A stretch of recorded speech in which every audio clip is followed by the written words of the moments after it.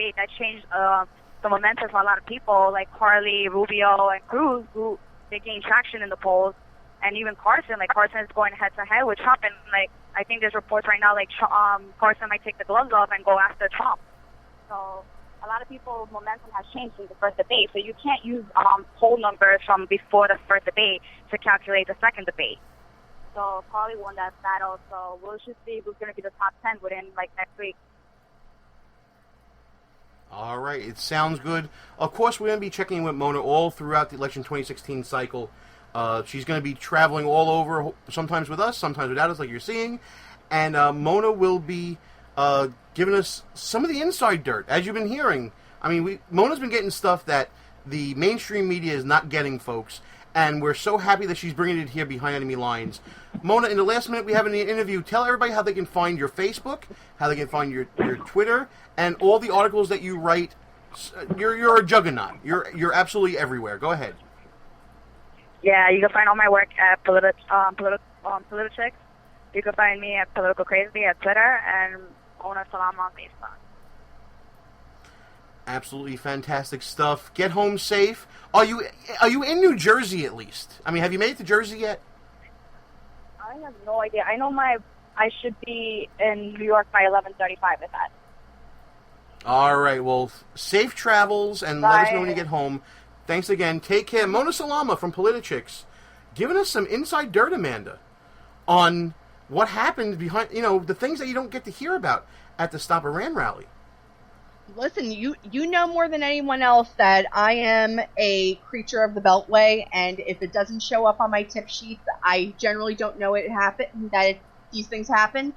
I did not know, and keep in mind, I'm in D.C. I am just a few miles away from the Hill. I didn't know the rally was this big, and I didn't know that there was a disruption with Governor Palin. I have to say, I really appreciate what we've discussed tonight with Brooke and Mona, because this has been educational for me.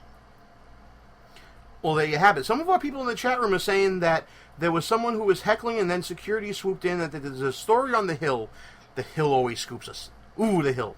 But they have something up there, and well, let's see what Mona comes up with. Maybe there was something before that video or after that video where there may have been something else going on. We'll be sure to show it to you guys at www.behindenemylinesradio.us. And while we got you on the internets, check us out on Facebook and on the Twitters at BEL_radio. And of course, check out the place where this show started from. That's the Brooklyn Young Republicans. We were all Brooklyn Young Republicans at one point in our lives, and they're at www.brooklynYRS.com. Amanda Kohut at Amanda Kohut, that's K-O as in knockout, H-U-T, who's joining us tonight. Of course, for those who don't know, Amanda's a registered lobbyist. Go Kohack. The reason why we call her Kohack, because she's a registered lobbyist in D.C., living the dream that many of us as teenagers thought we were going to be living. She's actually doing it. And we're happy to have her dream of that as fill a teenager. There you go, and that shows how sad of a life we all have. But anyways, so right now it is time for a little bit of Buffoon of the Week. This is the part of the show where we hold out someone, something, some agency, some person to abject ridicule because they did something so stupid that we need to point it out to people in an effort to sort of correct and bring balance to some order in the craziness that is American politics. Now, Amanda, I have one. I don't know if you've been thinking about Buffoon of the Week, but I have one that I'm picking. It's going to sound like a real, no-brainer. The State Department is my pick for Buffoon of the Week. And it's not because of the Clinton scandal that we're all talking about. It is because the State Department spokesman just said that they had no idea that the person they had hired to be the quote-unquote transparency czar is a donor of Hillary Clinton. Are you kidding me? First of all, you need to have a transparency czar appointed at the State Department. That's number one. Point number two, you didn't know that he's a Clinton donor. And maybe that might call into question how transparent, quote-unquote, this person is going to be. Buffoonery, that should be the winner. Ain't nothing going to beat that this week. I'm sorry, Amanda, to do that to you, but it is what it is. See, I'm conflicted, Gene, because I have a lot of people who I could name as buffoons this week. I really Well, the do. Washington Nationals are definitely one of them, right?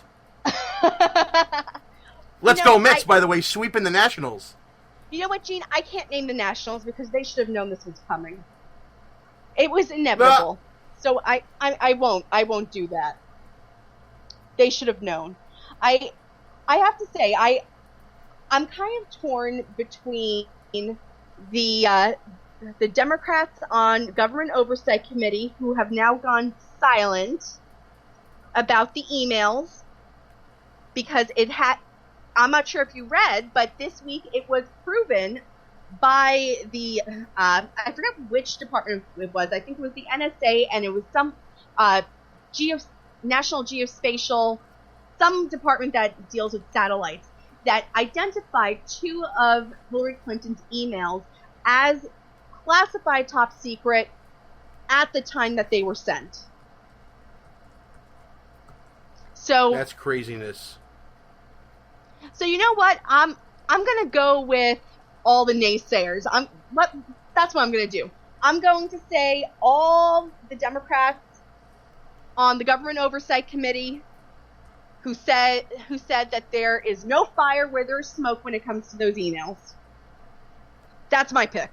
All right. So, Democrats on the Government Oversight Committee or the State Department. 2 institutional buffoons for your voting pleasure. We're going to open up voting right after the show. Who you got, America? Let us know, and next week we'll let you know who won Buffoon of the Week. Time for some final thoughts here, Amanda. I'm going to give it to you since you're our guest on the show tonight. Thank you so much for doing this, by the way. And thank you again for helping me annoy Russell by actually doing this. So, give us your final thought, and then we're going to take it home. Well, Gene, I want to talk tonight about heroes. People grow up... Oh, God, we're talking about Russell. People grow up waiting for that hero to come. And sometimes you have a lifetime worth of disappointment. You suffer, but you still have hope. And tonight, I found my hero, Yoenis Cespedes, because the Mets swept the Nationals. Boom, Corey! And that's my final thought. Oh, man. And, of course, that's a shout-out to the chair of the Maryland State Young Republicans, Corey Boone, who has been in a battle with me and Amanda and others. This is kind of a little private joke we're letting everybody in on. We've been in a battle for the past couple of days because he's a big Nationals fan. We're, of course, Met fans. Let's go Mets. Sorry, Philly, for everybody listening to WNJC, but, you know, I got to stay true to my team.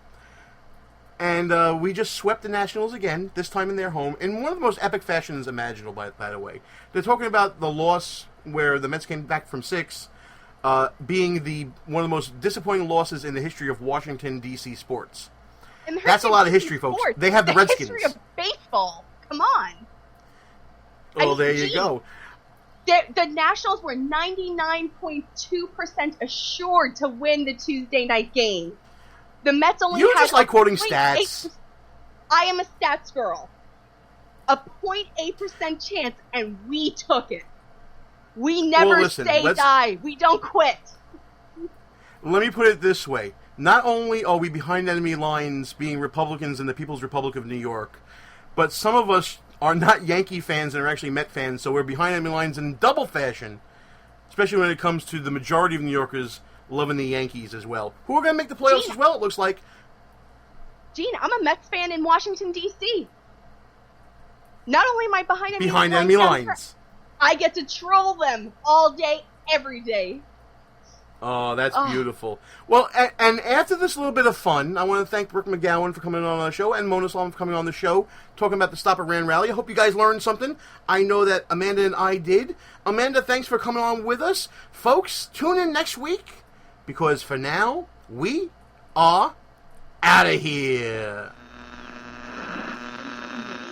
Our position has been compromised. It's time to roll out.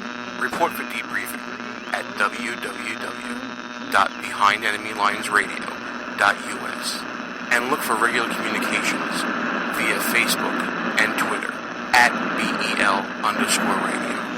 You are the resistance. Behind Enemy Lines. Back in 7 days. Out.